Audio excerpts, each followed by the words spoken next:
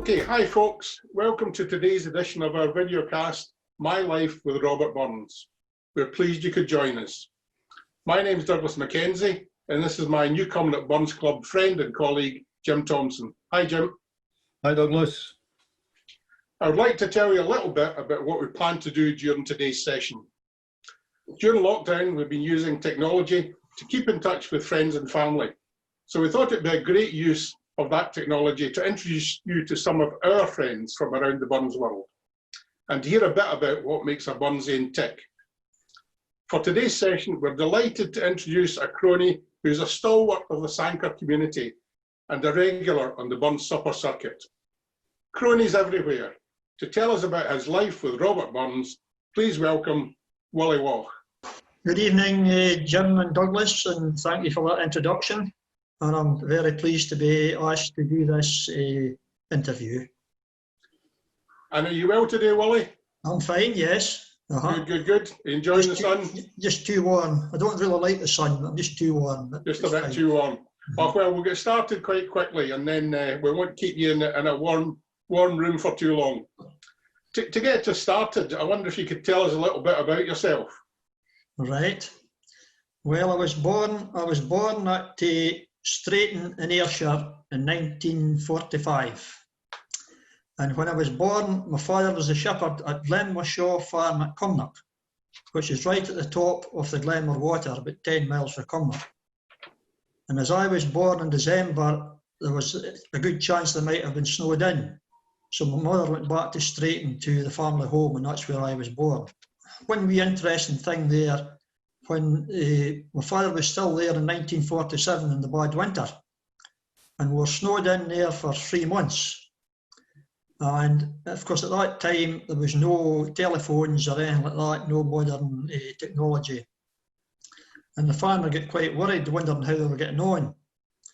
So he hired a small plane at Prestwick, and they dropped some supplies at the farm. And I think I'm right in saying that was the first time that was ever done. My goodness, Red Cross parcels to Straighton. That's right. That was right at Glenmorshaw. Fantastic. And then we moved to Sanquhar in 1948 to Craigdurroch Farm, my father to be shepherd with Mr. Kerr at Craigdurroch. And I went to school at Sanquhar Primary and Sanquhar Academy. And funny enough, this primary school is just across the road from where I stay, and it's all knocked down at the moment, and they're going to build houses on the site. So I'm busy watching all this activity. Something to do during lockdown? Yes, aye. So I left school when I was 15 and started as a shepherd at Craigdurroch along with my father. And I was there for the next 40 years until Mr. Kerr, the farmer, died and the farm was sold, and I had to move out in the year 2000. So I then moved down to a bungalow just on the outskirts of Sanquhar, and then I got a job looking after a Carfrig farm at Kirkconnell. I was supposed to be there for 6 months, but I finished up being there for 8 years. And then the farm there was sold to the Forestry Commission, and I was retiring age then, so I retired. And I still stayed at my bungalow down at Nithbridge at Sanquhar. And then we decided it was just getting too big for us. It had quite a big garden. And I knew that my present house was coming on the market. So we finished up moving up into Sanquhar. We bought the house six years ago. So how many years was that you were shepherding? It must be, well over 50. Aye, 50 years. 50 years, yes. Very good. And you must have some stories to tell over that time. Oh yes, I would do it all again, Douglas. I wouldn't have changed it for anything. Aye. I really enjoyed my shepherding life. The meeting all the different shepherds for here, there, and everywhere. In the farming life, people from all over the country.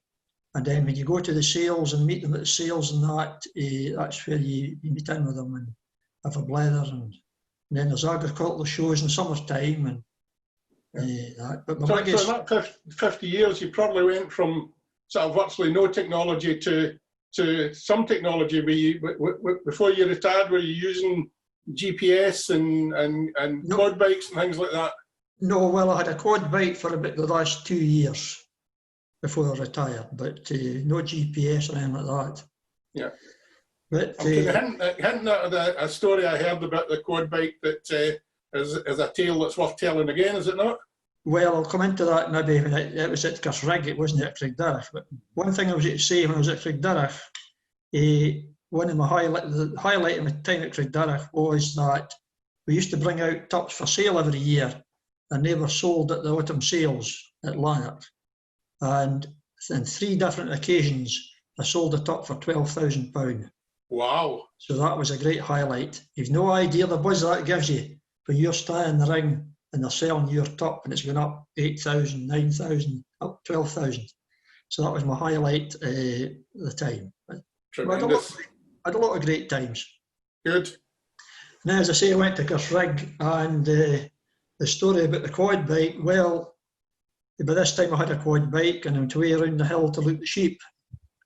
And unfortunately, I got stuck in a drain, this big soft drain.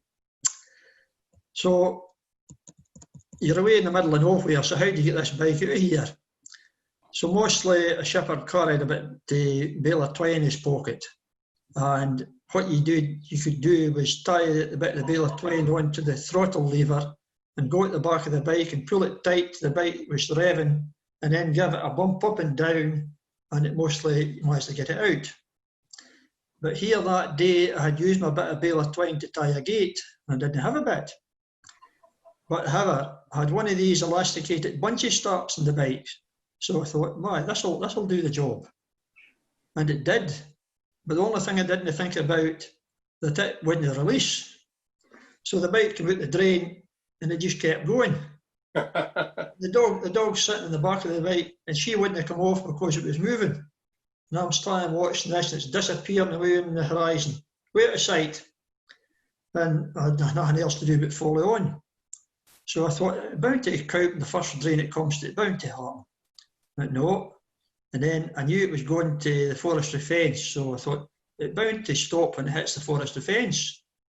But when I got there, no, it must have hit the fence square on, pushed it over a bit, over the top of the fence, and away down into the wood. When I got there, I met the dog coming wandering up at the wood. So I got the bike stuck away down among the trees. One of the branches had touched the cut-off switch, and that's what stopped the bike. Very And good. I had to get it back out of there, and it was none the worse. But I was very lucky. If it had went the other way, it would have went over a glen, and the bike would have been smashed to bits. Wow, But anyway, it didn't happen. So that was the story of the bike. The only problem I heard that story was celebrated in paint. It is indeed, yes. I have a painting. My wife got a painting done for my 60th birthday with this cartoon painting on it, and it's really great. I really like it. Very good, excellent. So that was the only mistake I made. I told somebody, and of course it spread a bit everywhere, and I got the others for this. But anyway, that's what happened. It's a great story. That's what happened. Before we get to talking to you about Burns, do you want to give a mention to your family at all before we move on? Family, yes. Well, I married my wife Anne in 1968, and her father was a shepherd at Durrisdeer, so she wasn't new to the farming life. She knew all about it. And I've got a son and a daughter. My son manages a big sheep farm down at Bellingham in Northumberland. That's where he is. And he's got 2 daughters. So I have two granddaughters, but they're both in their 20s now, they're getting on. And my daughter, she stays in Edinburgh, and she works with the Lands Registration Department in Edinburgh. Oh, very good. But she has no family, she's never been married, she's just on her own. So yeah, that's where she is. Excellent. Well, we'll move on, and we'll talk a little bit about Burns, and I'll bring Jim in this. He's got a list of questions that I'll get him to start with, just to find out a bit about your Burns career. I'll maybe put my glasses on. I can see better. I can see he's better with my glasses on. It helps if you can see. That's what. That's Jim, man. I didn't know before we started. Did you notice my poem this morning? I did, Yes. aye. I was saying, Jim was saying, I was concentrating on switching it off. I'm looking back at your use of technology because quite simply, it just doesn't work. Doesn't work. You need a helping hand every time you can hear the machine that works. Quite right, Jim. So what drew you into Burns, Willie? Well, I started off at Burns at the primary school. I think it was primary 7. I was in the class. And the teacher asked if there was anybody wanted to go to the Dumfries and Galloway Festival to do poetry. So I thought, oh, I'll have a go at this. And I put my hand up. And eventually I landed at the festival. And the Burns poem I had to do was My Hoggy. And surprisingly enough, I got first prize. So that kind of started me on Burns. And then at the school, there was always a prize every year for it was the Willie Speech Prize, and it was a Burns poem you had to do. So I did that once or twice, and I actually managed to win that. And that's what started me off. But after I left school, I kind of forgot about Burns. I was too busy working on that. I never got back into it. And then later on, when the Mennick Burns Supper started up, I wasn't asked to go to it. So I went the first year and that was fine. And of course, you'll do something next year. So I remember I had to do the haggis. And then I did the haggis. And then the next time, you'll do a poem. And I remember I learnt Tam O'Shanter. That's when I learnt Tam O'Shanter. And I did it at the Burns Supper. And it just expanded for there, Jim. Things just get bigger and bigger for there on. You're obviously a member and you come, I can see for your tie, obviously. But you remember it's been Sanker as well? Sanker Black Joanne Burns Supper, yes. Right. And I was a member of the Mennick Burns Supper, but it is no longer in situ now. It's closed down. But I'm a member of the Sanker Black Joanne and Newcomnock Burns Club. That's a pity about Mennick, because having been there, it was very good, but it had begun to fade away, and we thought we better shut it down before it stopped. We couldn't get folk to come. Then that was it. But I mean, you recite quite a number of poems. Have you any favourites among them? One of my favourites is the one I did today. I like it because it brings nature into it. That's the elegy to Captain Henderson, Captain Matthew Henderson. And mine was Made to More, and another one I did, and of course Tam O'Shanter, and the Epistle of Laprake. That's another one I like. I like quite a lot of them right enough. But Aye. So when did you join Newcomnock, Willie? I think it was about 2002 maybe. I think it was in about there. 2002. I think it was after I moved down to the bungalow down at I wasn't then about 2002, I think. I can't just remember exactly, but I think it was about there. Have you ever had any notion of, in terms of the Burns Club, for example, having some kind of office or anything like that? At least interested? No, my biggest, what I'm most proud of was being asked to be president of the Newcomnock Burns Club. I thought that was a tremendous honour, that the other members thought that I was fit to take on that role, and I was really honoured to get that. And I really enjoyed it, my year in office. It was really great. And I think we've all been there, and it's something special. And Newcomnock Burns Club is really something special. I don't think there'll be another Burns Club like it in the country. The input that the members put into it, and the different things that happen throughout the year, and I think it's absolutely tremendous. Well, you were certainly a well-respected president, Willie. Well, it seemed to go all right. Yeah, it was fine. I was really honoured to be asked to do it. So there we are. You're quite active doing it, Sanker Black Joanne as well. Oh, I am in the committee. I'm the committee there. I have a small committee. Stuart Park's the chairman of it, and I'm in the committee. And it's mostly a good supper as well. It always goes well. Aye, having been there, it's a smashing supper. Mhm. Are you any other ambitions in relation to Burns at all? No, I think I've done really well all the time. I've enjoyed my time with Burns. I've been at a lot of suppers and really enjoyed it. But I think I've come to the time now I'm kind of slowing down a wee bit and not just doing as many. I think I'm ready to step down a wee bit. Maybe What aspect of Burns give you the most pleasure?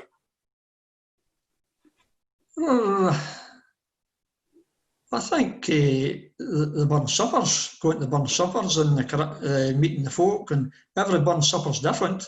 They're maybe the same, but they're different. You get different looks at the way Burns, what folk think of Burns, and you hear different reciters and different singers and that. And I also enjoyed the Burns poetry competitions, the Laprake and Tam O'Shanter, and I enjoyed these competitions at the time. They were really good. And the whistle, that was another one. And I once went to Edinburgh to the competition there, and Bobby Jesson, he was a winner that time. I never managed to win any of these competitions. I've been second at them all, but I never managed to win one. Anyway. It's all about competing, Willie. It's not about winning. That's right. It's a competing job. But when you went to Muirkirk, and there was about 7 or 8 reciters there, and they were all good. And most of them were really good, and it just, as you say, it's the taking part, Jim. That's right. But what you got to remember is the Laprake competition was the world Laprake competition. That's right. That's right. Mm-hmm. Of all these poems that you read or you recite, you couldn't give us a verse from one of them, could you? Or a couple of verses? What do I think now? Oh, I'll just do it to a moose. Go for it. We slicket coorn timorous beastie. Oh, what a panic's in thy breastie. Thou needna start awa sae hasty with bicker and brattle. I would be laith to run and chase thee with murder and battle. I'm truly sorry man's dominion has broken nature's social union, and justifies that ill opinion which makes thee startle at me, thy poor earth-born companion and fellow mortal. Well done, Willie. Thank you very much. You're a regular and you come at Burns Club trips, Willie. Is there any favourite place that you've been or any favourite memory? Well, the memory is of being up Loch Lomond side, and we stopped in the lay-by, and Chris Rowley could tell us a story about Burns visiting the house just up above where we were, and how they did the dance. And they didn't know have us dancing up and down the car park. And I thought that was absolutely brilliant. And the people were coming up the road, they're watching all our 30 men dancing up and down this lay-by. Absolutely brilliant. What about all the characters in Burns? Is there any particular character that you would regard as a hero or somebody, one of Burns' contemporaries? Well, I think in the Burns story, I think is Robert Burns' father. There's two, Burns' father and Jean Armour, his wife. I think William Burns was a brilliant man, and how he educated his family and he did his best for them. And he took that far in Mount Oliphant. I mean, he had a good job as a gardener, and in his wee small holding, he'd be doing quite well, but he decided to take the farm so he could keep the family together. Whether this was the right decision or no, I don't know. It didn't just work out too well for him. But I think if Provost Ferguson hadn't died, he would have been better. I think it would have worked maybe better. But I think the way he educated his family, and I think that Burns thought a tremendous lot of his father, and I think he was a big influence in his life. There's a lot of other folk were a big influence, but they were just bit players. William Burns was the man that set him in the go. And also Jean Armour, his wife, Jean had a lot to put up with Burns, his feelings, if you like to say, but she stuck by him. Nowadays, there would have been a divorce, and he would have had to either half his money got for his Burns books and all the rest of it. But she stuck by him, and and I think Burns really did love Jean, but he just whiles get distracted, and I think she was a big influence on him as well. Well, Willie, we're kind of running out of time, but if Jim's got any other questions, I'll ask him to jump in now, because I've got one more to ask you before we finish. Well, I was just thinking, you're sitting down there in Sanquhar. There must be Burns Lore in Sanquhar. Oh, well, the Black Joanne, of course, that was the Black Joanne for Crichton Peel. Yep. That's where, when he wrote the ballad about the elections, he named all the different candidates from where they come from. There was Lochmaven, I can't just go through them all just off the top of my head, Jim, but there was Lochmaven and Annandale and all the rest of it. And there was Black Joanne for Crichton Peel. And that's why the Black Joanne Burns Club is named that. And then, of course, there's the Wiggham's Inn, where Burns stayed when he came to Sanquhar. And then there's the window where envy if John does die, through this window chance to spy. That's in the Wiggham's Inn. And another thing, Sanquhar area, there used to be the Croik Village, and that's where the Croik Forge was. And that's where Burns got his shovels and stuff he needed for his farm. And when he went in to see about them, Rigg, the man, was sitting at the fire and reading this book. And Robert Burns realised that he was reading a copy of his book. So he stood back for a wee while, and when Rigg noticed him, he says, "Oh, I'm sorry, I was reading this book by Robert Burns." He says, "and if I could meet him, I would shake him by the hand." And here Burns was there. And that's a bit of folklore for Sanquhar as well. Mm-hmm. Very good. Well, thanks very much for that, Willie, and thanks, Jim, for pinching my last question. But so I just want to finish off by asking you, Willie, if you enjoyed talking about your life with Robert Burns. Yes, I certainly did. And another thing I was going to mention there, you were asking about other people that I thought had Burns characters, and I would say Joe Kennedy. I think he was a tremendous man, and he had a great knowledge of Burns. And when we used to go to the Bachelors Club meetings, they were absolutely tremendous. And Joe could run them no bother, and I really enjoyed that. Mm-hmm.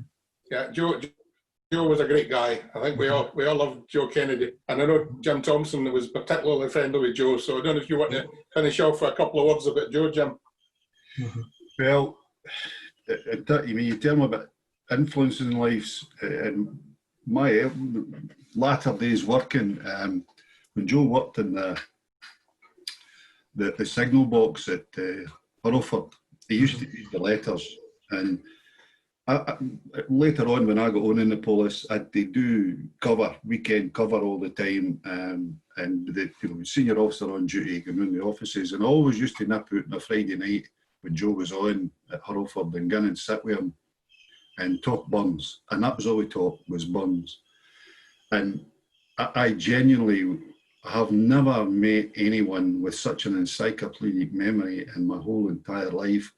And why I loved Joe, and I loved him, and he asked me, he called me into his hospital bed before he died and asked me to do a eulogy, which is probably the biggest honour I've had in my life, without hesitation of a doubt. The man was just a wonderful, wonderful man. And I never once, in the 20-odd year I knew him, hear him say a bad word about anybody. That's right, Jim. That would be right. Absolute gentleman, you're quite right. I would think he'd be the same stamp as Robert Burns' father, that kind of stamp of man. Yep. And I mean, he loved his church as well, but he never told anybody, it was never mentioned. And we were driving to an event once, and I had just lost my granddaughter. And I wasn't in the best of tid, to be honest with you. And Joe then went on, and I didn't know this, and I'd known the man for years, went on to tell me about how he lost a child and how he came to terms with it. And and I'm not saying that it solved the hurt at Disney, because it still hurts to this day. Yeah, exactly. Yeah. But it brings things into a perspective that you can start to begin to cope with it when a friend has went through the same thing. Same circumstances. Yeah. A lovely man, lovely man. I would agree with that, Jim. Yes. Okay. Well, thank you very much, Willie, and thank you for giving us a link so that we could get that wee tribute to Joe Kennedy, because unfortunately Joe's no longer with us and we can't get him for an interview, but that was lovely. So thanks for using some of your time for that. So all I have to say is thank you very much for telling us about your life with Robert Burns. I hope you enjoyed the conversation, and I hope you enjoy yourself back out in the sun. Thank you very much. Fine, Douglas. Thank you very much.